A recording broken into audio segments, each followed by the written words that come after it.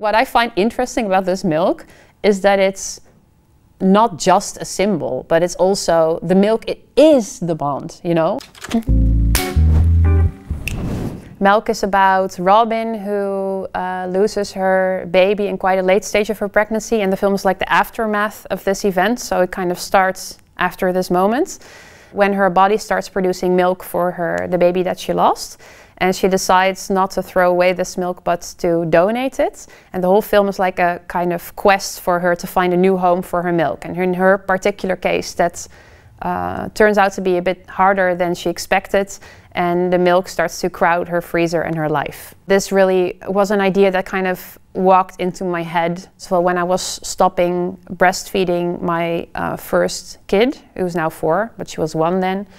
And I thought, for me, this breastfeeding was a very practical thing, but I suddenly found myself really panicking and Googling how to get it started again, and I wasn't really sure why, and I realized my body had like underwent this bond with, not only with my kid, but also with the breastfeeding. And I realized I'm inside still kind of like an animal, also in a nice way. And I remembered my sister who had actually lost her first kid a long time ago. She's much older than me, and I realized this milk was kind of an aspect of her loss that I hadn't given due thought before, and that's how kind of the film started in my head. I thought, what if you don't throw away this milk, but you find a new home for it?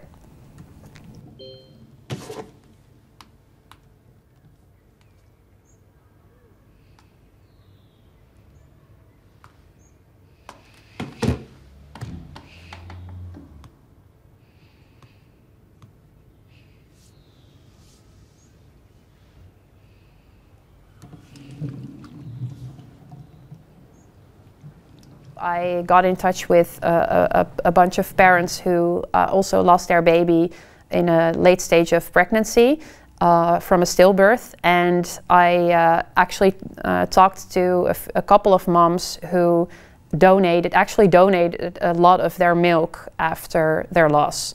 One lady I met donated over 60 liters.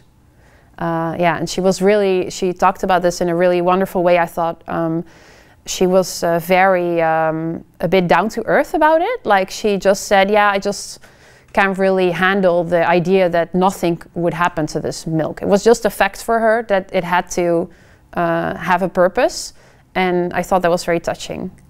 So that kind of strength became also a little bit the basis of the character Robin.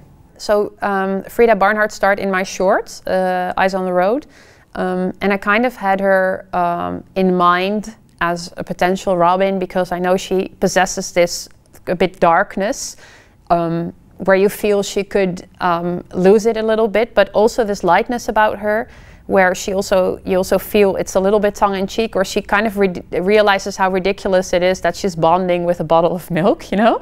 And so I had this in mind, like she could be really good for this role. And in the casting process we saw a lot of actors.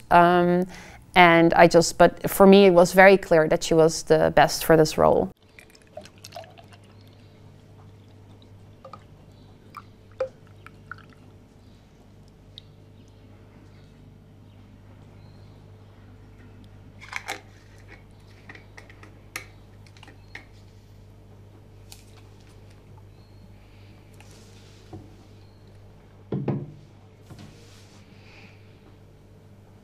People watch this film and they're like, oh my God, your film, it's so cringy to watch this milk. And then I'm just hoping she'll stop, you know? And they find this milk like almost like a thriller element. And they say, like, you've made like a low-key thriller. And then other people, they're like, they see this milk in a really different light. And I guess that's how I made the film. Like, it's quite open, you know? I don't really judge the milk, and I don't really applaud it either. So you get different.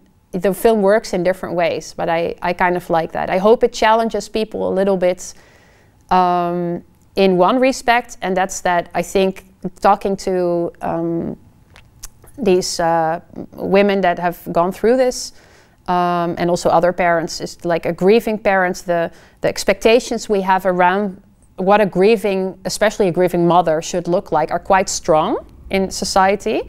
And a lot of the people I spoke to got like remarks about like how they were staying in bed for too long, or maybe how they went to work the next day, which is like the opposite. And I think it would be nice if this film challenges a little bit, challenges you in thinking about what is a normal way to grieve and whether that's a useful question. Yeah.